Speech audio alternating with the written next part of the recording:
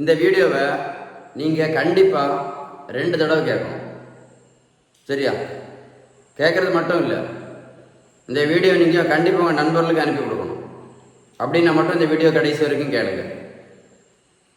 ஏன் சொல்கிறேன் அப்படின்னா, நான் இன்றைக்கி ஒரு கேள்வி கேட்க போகிறேன். ஒரே ஒரு கேள்வி தான் கேட்பேன். ஒரே ஒரு கேள்வி தான் கேட்க போகிறேன். இந்த கேள்வி ரொம்ப சீரியஸான கேள்வி. அதனால் இந்த வீடியோ நீங்கள் பார்க்குறது மட்டும் இல்லை, இந்த வீடியோ நீங்கள் ஷேர் பண்ணுறதா இருந்தால் மட்டும் இந்த வீடியோ பாருங்கள். ஒரே ஒரு கேள்வி தான் கேட்க போகிறேன். தெளிவாக இருக்கும். யோசித்து எனக்கு பதில் சொல்லணும். கீழே அந்த கமெண்ட் பாக்ஸில் டைப் பண்ணுங்கள். சொல்லுவீங்களா? கரெக்டாக கேட்குறேன். இன்னைக்கு எங்கே பார்த்தாலும், எப்படி எங்கே பார்த்தாலும், யாருங்க வீட்டில் கேட்டாலும் காலையில் எழும்பினோடனே என்ன பண்ணுறாங்க? காலையில் எழும்பினோடனே என்ன பண்ணுறாங்க? நடைப்பயிற்சி போகிறாங்களா இல்லையா? காலையில் எழும்பின உடனே நடைப்பயிற்சி போகிறாங்க. சிலவங்க காலையில் எழும்பின உடனே 1 லிட்டர் தண்ணி குடிக்கிறாங்க, கேள்விப்பட்டிருப்பீங்க. சிலவங்க காலையில் எழும்பின உடனே கொஞ்சம் முளை கட்டின பயிர் சாப்பிட்றாங்களா? முளை கட்டின பயிர் சாப்பிட்றாங்க. சிலவங்க காலையில் பார்த்தீங்கன்னா வெந்தயம் ஊற போட்டு சாப்பிட்றாங்களா இல்லையா? சிலவங்க நிறைய பழங்கள், வித்தியாசமான பழங்களை கட் பண்ணி போட்டு ஜூஸ் மாதிரி குடிக்கிறாங்க. சிலவங்க காலையில் புரோட்டீன் பவுடர் கலக்கி குடிக்கிறாங்களா இல்லையா? குடிக்கிறாங்க. அப்புறம் வேற என்ன குடிக்கிறாங்க சொல்லுங்க? கருவேப்பிலை எல்லாம் அரைச்சி குடிக்கிறாங்க. சிலவங்க கரிஞ்சீரகம் குடிக்கிறாங்களா இல்லையா? சரிதானே? வேற என்ன? சிலவங்க நல்ல நல்ல காய்கறிகள், காய்கறி சூப் காலையில் குடிக்கிறாங்களா இல்லையா? குடிக்கிறாங்க. அப்புறம் சிலவங்க காலையில் பார்த்தீங்கன்னா பழைய சோறு கஞ்சி குடிக்கிறாங்களா இல்லையா? பழைய சோறு கஞ்சி குடிக்கிறாங்க. சிலவங்க என்ன பண்ணுறாங்க? சிறுதானியங்களில் செஞ்ச இட்லியாக இருக்கலாம், இல்லை சிறுதானியங்களில் செஞ்ச தோசையாக இருக்கலாம். செய்கிறாங்க இல்லை?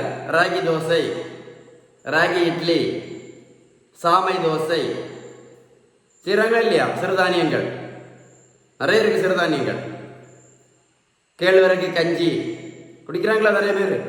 சிலவங்க நிறைய சிறுதானியங்களை சேர்த்து ஒரு 4-5 சிறுதானியங்கள், எனக்கு பேரே தெரியல, இப்போ நிறைய சிறுதானியங்கள் இருக்குது, எல்லாத்துக்கும் சேர்ந்து எல்லாம் பவுடர் பண்ணி கஞ்சி மாதிரி சத்தா குடிக்கிறாங்களா இல்லையா?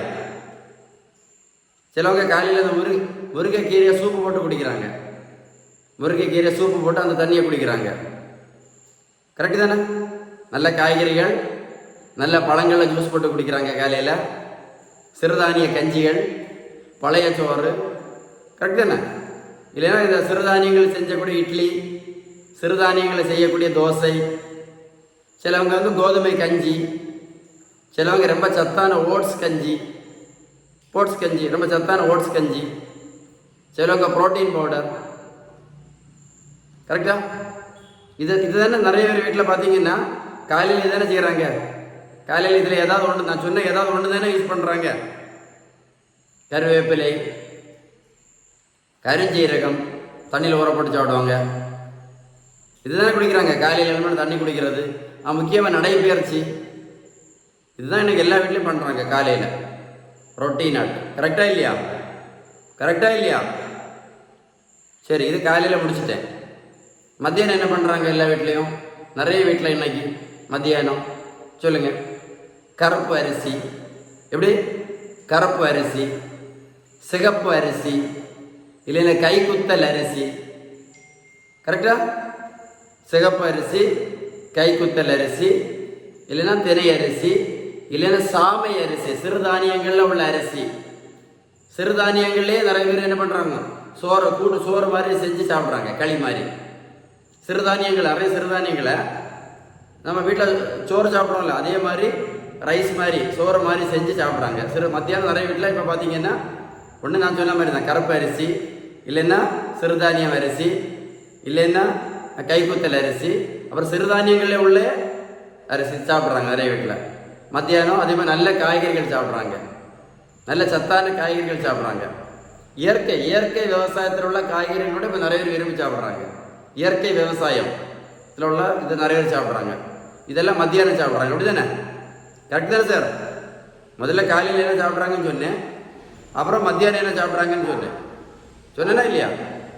அப்புறம் ராத்திரி இரவு நைட்டுக்கு என்ன சாப்பிட்றாங்க சொல்லுங்கள். நைட்டு என்ன சாப்பிட்றாங்க? நிறைய வீட்டில் சத்தான்ட்டு நிறைய வீட்டில் பார்த்தீங்கன்னா சிறுதானியத்திலேயே தோசை பண்ணுறாங்க நைட்டு. சிலனா கோதுமை கஞ்சி சாப்பிட்றாங்க, கோதுமை கஞ்சி, இல்லைன்னா சப்பாத்தி அதுதானே சிறுதானியங்களில் செய்கிறாங்க நைட்டு. சில வீட்டில் மட்டும்தான் நைட்டு கொஞ்சம் ரைஸ் சாப்பிடுவாங்க. இப்போ ரைஸ் எல்லாம் எல்லாருமே எல்லா வீட்லேயும் மேக்ஸிமம் குறைச்சிட்டாங்க. ரைஸ் கிட்டத்தட்ட எல்லா வீட்லேயும் மத்தியானம் குறைச்சிட்டாங்க, நைட்டும் குறைச்சிட்டாங்க. நைட்டு சாப்பிட்றதே இல்லை நிறைய வீட்டில். எல்லாமே சிறுதானியங்கள் தான் சாப்பிட்றாங்க, இல்லைன்னா நல்ல காய்கறிகள் சாப்பிட்றாங்க, இல்லைன்னா சிறுதானியங்கள் எல்லாம் சேர்த்து வச்சுட்டு கஞ்சி மாதிரி குடிக்கிறாங்க, அப்படி தானே? ஸோ காலையில் என்ன சாப்பிட்றாங்கன்னு சொல்லிட்டேன், மத்தியானம் என்ன சாப்பிட்றாங்கன்னு சொல்லிட்டேன், நைட் என்ன சாப்பிட்றாங்கன்னு சொல்லிட்டேன். நான் இப்போ சொன்ன ஏதாவது தப்பு இருக்கா? நீங்களே சொல்லுங்கள். எல்லா வீட்லையும் தான் சாப்பிட்றாங்க இன்னைக்கு. இப்போ கிட்டத்தட்ட நிறைய வீட்டில் மக்கள் விழிப்புணர்வு வந்தாச்சு. எதில்? நம்ம உணவில் உள்ள விழிப்புணர்வு வந்தாச்சு. நடைபயிற்சி கண்டிப்பாக பண்ணுறாங்க. காலையில் பண்ணலைன்னா சாயங்காலமாவது நடைபயிற்சி பண்ணுறாங்களா இல்லையா? நான் சொன்ன உணவெல்லாம் கரெக்டாக சொல்லியிருக்கேனா? நாங்கள் எழுதி வச்சு தான் சொல்லியிருக்கேன். ஏன்னா நான் எதாவது விட்டுறக்கூடாது, இல்லை தெளிவாக உங்களுக்கு இருக்க மாதிரி. ஸோ காலையில் என்ன சாப்பிட்றாங்க, மத்தியானம் என்ன சாப்பிட்றாங்க, ராத்திரி என்ன சாப்பிட்றாங்க, இதுதானே இப்போ மேக்ஸிமம் நிறைய வீடுகள் இருக்குது. உங்கள் வீட்லேயும் இதே மாதிரி தானே சாப்பிட்றீங்க, உங்கள் வீட்லேயும் இதே மாதிரி தான் சாப்பிட்றீங்க, சரியா? அதே மாதிரி தான் உங்கள் பக்கத்து வீட்லேயும் நிறைய பேர் இந்த மாதிரி தான் சாப்பிட்றாங்க. நான் இப்போ கேட்கக்கூடிய கேள்வி தான் நீங்கள் கரெக்டாக எனக்கு பதில் சொல்லணும். இப்படியெல்லாம் சாப்பிட்ட பிறகு கூட மெடிக்கல் ஸ்டோரில் மாத்திரைக்கு வியாபாரம் குறையவே இல்லையே. மெடிக்கல் ஸ்டோரில் மாத்திரைக்கு வியாபாரம் குறையவே இல்லையே. மெடிக்கல் ஸ்டோரில் இன்சுலினுக்கு வியாபாரமும் குறையவே இல்லையே.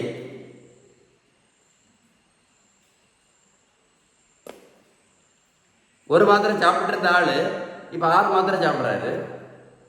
3 மாத்திரை சாப்பிட்டுட்டு இருந்தவங்க இப்போ 9 மாத்திரை சாப்பிட்டு இருக்காங்க. 10 யூனிட் இன்சுலின் போட்ட ஆள் இப்போ 40 யூனிட் இன்சுலின் போட்டுட்டு இருக்காங்க. ஏன்? ஒரு நோயுமே சரியாவில்லை யாருக்கும். புது சுகர் பேஷண்ட் நிறைய வந்துக்கிட்டே இருக்காங்க. புதுசாட்டு நிறைய ப்ரெஷர் பேஷண்ட் வந்துகிட்டே இருக்கிறாங்க. புதுசாட்டு நிறைய கொலஸ்ட்ரால் பேஷண்ட் வந்துகிட்டே இருக்கிறாங்க. புதுசாட்டு நிறைய தைராய்டு பேஷண்ட் வந்துக்கிட்டே இருக்கிறாங்க. புதுசாட்டு நிறைய ஃபேட்டி லிவர் பேஷண்ட் வந்துகிட்டே இருக்கிறாங்க. ஏன்? இந்த மாத்திரை இன்சுலின் யாராவது நடத்தினாங்களா? இப்போ நான் சொன்ன உணவில் எல்லாம் சத்தான உணவு தானே. காலையில் என்ன சாப்பிட்றாங்க, மத்தியானம் என்ன சாப்பிட்றாங்க, நைட் என்ன சாப்பிட்றாங்கன்னு சொன்னேன். அப்படி சாப்பிட்ட பிறகு மெடிக்கல் ஸ்டோர் வியாபாரம் கூட்டிகிட்டே இருக்கேன். ஒரு ஊரில் ஒரு மெடிக்கல் ஸ்டோர் இருந்த இடத்துல இப்போ 5 மெடிக்கல் ஸ்டோர் இருக்கு. ஆமாம், ஒரு ஊரில் ஒரே ஒரு மெடிக்கல் ஸ்டோர் இருந்த ஊரில் இப்போ 5 மெடிக்கல் ஸ்டோர் இருக்குது. அது ஏன் நினைக்காத யோசிச்சு பார்த்தீங்களா? ஏன்? எல்லாம் சத்தான உணவு தான், எல்லாமே சத்தான உணவு தான். அதில் விசேஷம் என்ன? எல்லாம் 3 நேரம் நம்ம வீட்டில் தான் சமைச்சு சாப்பிட்றாங்க. இப்போ எல்லாம் ஹோட்டல்லாம் போகிற நிறைய குறைச்சிட்டாங்க. இந்த முதல்லாம் வீட்டிலே சமைச்சு அதுவும் நிறைய பேர் இப்போ என்னென்னா மண் சட்டிலாம் சமைச்சு சாப்பிட்றாங்க முடிஞ்ச வரைக்கும்.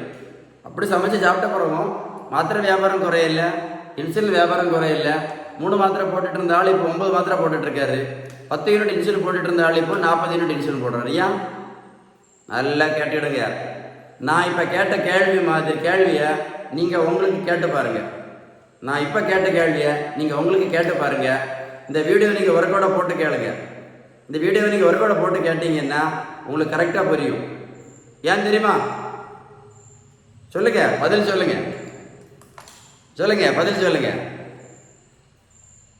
விகிதம். நம்ம 3 நேரம் வீட்டில் சாப்பிட்றதாலும் சரி, எப்படி நம்ம 3 நேரமும் வீட்டில் சாப்பிட்றதாலும் சரி, எல்லாம் சத்தான உணவு சாப்பிட்றதாலும் சரி, உலகத்தில் இருக்கக்கூடிய சத்தான உணவு சாப்பிட்றதாலும் சரி, உலகம்னு வச்சு விடுவோமே, உலகத்தில் இருக்கக்கூடிய சத்தான உணவு சாப்பிட்டாலும் சரி, நீங்கள் 3 நேரமும் உங்கள் வீட்டில் சமைச்ச உணவு நீங்கள் சாப்பிட்டாலும் சரி, என்ன சாப்பிட்டாலும் சரி, நம்ம சாப்பிட்ற உணவில் உள்ள விகிதம்னு என்ன?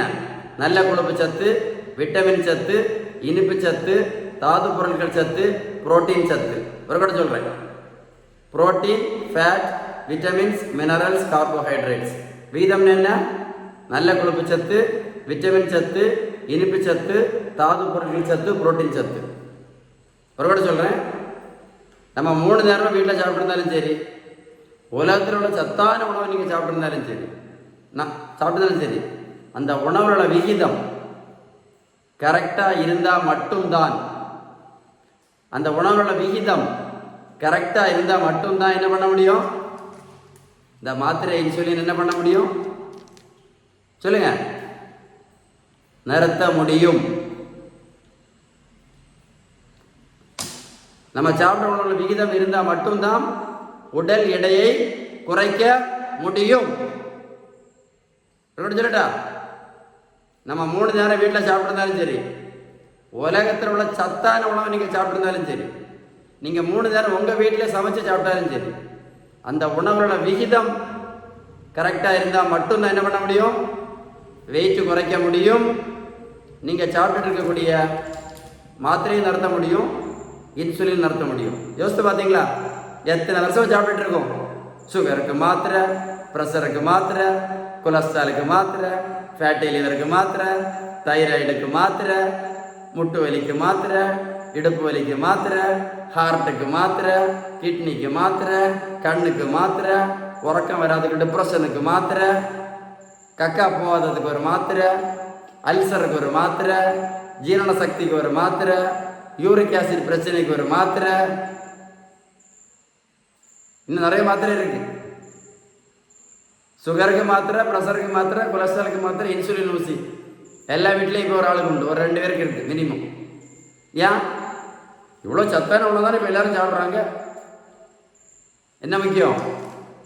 விகிதம். இதுதான் விகிதம். இந்த வீடியோ நீங்கள் ஷேர் பண்ண இருக்கவே கூடாது. இதுதான் அவேர்னஸ் வீடியோ. இதுதான் அவேர்னஸ் வீடியோ. இவ்வளோ சத்தான உணவு காலையில் நடைப்பயிற்சியிலேருந்து ராத்திரி சிறுதானிய கஞ்சி வரைக்கும் எல்லாமே நான் சொல்லியிருக்கேன். அப்படி இருந்த பிறகு கூட எந்த நோயும் சரியாகவில்லை யாருக்கும். உடல் எடையும் வெயிட்டும் குறையில்லை யாருக்கும். மாத்திரையும் நிறுத்த முடியல, இன்சுலின் நிறுத்த முடியல. 3 மாத்திரை சாப்பிட்டுட்டு இருந்த ஆள் இப்போ எத்தனை மாத்திரை சாப்பிட்றாரு? 9 மாத்திரை சாப்பிட்டுட்டு இருக்காரு. மாத்திரை கூட்டிகிட்டே தான் இருக்கு. சுகருக்கு டோஸு கூட்டிகிட்டு தான் இருக்கு, ப்ரெஷருக்குள்ள டோஸு கூட்டிகிட்டு தான் இருக்கு, கொலஸ்ட்ராலுக்கு மாத்திரை கூட்டிகிட்டு தான் இருக்கு, தைராய்டு டோஸு கூட்டிகிட்டு தான் இருக்கு, தூக்கம் இல்லாத மன அழுத்தத்துக்கு மாத்திரை கூடி இருக்கு. மாத்திரை சாப்பிட்ட பிறகு கக்காவும் போகல, மாத்திரை சாப்பிட்ட பிறகு கக்காயும் போகல. மாத்திரை சாப்பிட்டு இதனால ஆண்மை குறைவு பிரச்சனை, சுகரு, ப்ரெஷரு, கொலஸ்ட்ரால். அதனால் இந்த அவேர்னஸ் வீடியோ நீங்கள் என்ன பண்ணணும்? கண்டிப்பாக ஷேர் பண்ணணும். ஷேர் பண்ணாமல் இருக்கக்கூடாது. முதல்ல சொல்லிட்டேன். உங்களுக்கு விகிதம் சரியான உணவு முறை பற்றி ஏதாவது சந்தேகம் இருந்தால் என்னுடைய வாட்ஸ்அப் நம்பர் 9442407418. சொல்லுங்க. 9442407418. இந்த நம்பரை சேவ் பண்ணி வாட்ஸ்அப்பில் ஹாய்னு மெசேஜ் அனுப்புங்க. நான் கண்டிப்பாக உங்களுக்கு பதில் அனுப்புவேன். ஸோ எது முக்கியம் வாழ்க்கையில்? விகிதம் தான் முக்கியம்.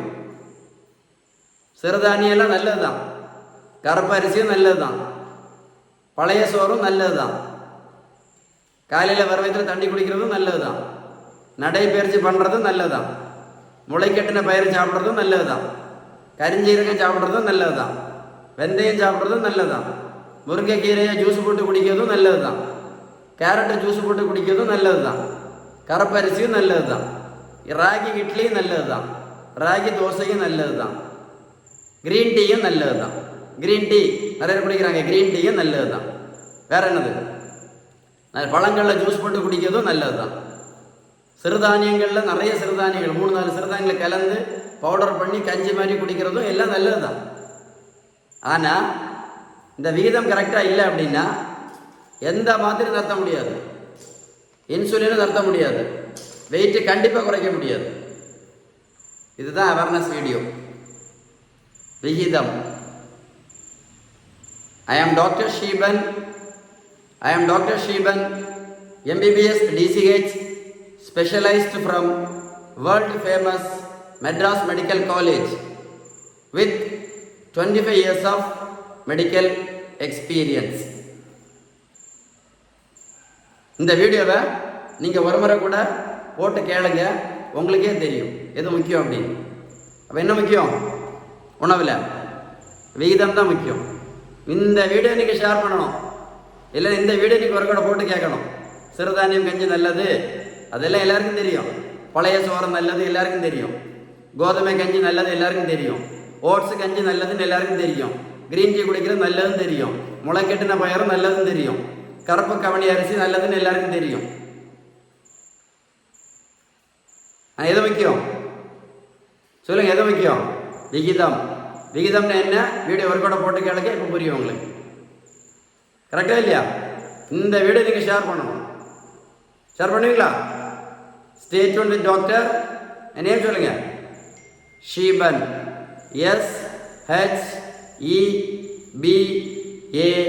SHEBAN, Sheban. Stay tune. Number 9442407418. இந்த நம்பரை சேவ் பண்ணி வாட்ஸ்அப்பில் ஹாய் மெசேஜ் அனுப்புங்க. நான் கண்டிப்பாக உங்களுக்கு பதில் அனுப்பு. Stay tune. உங்களுக்கு என்கிட்ட அப்பாயின்மெண்ட் வேணும் அப்படின்னா ஃபோன் பண்ணி பேசுங்க. ஓகே, அப்பாயின்மெண்ட் வேணும் அப்படின்னா ஃபோன் பண்ணி பேசுங்க. எது முக்கியம்?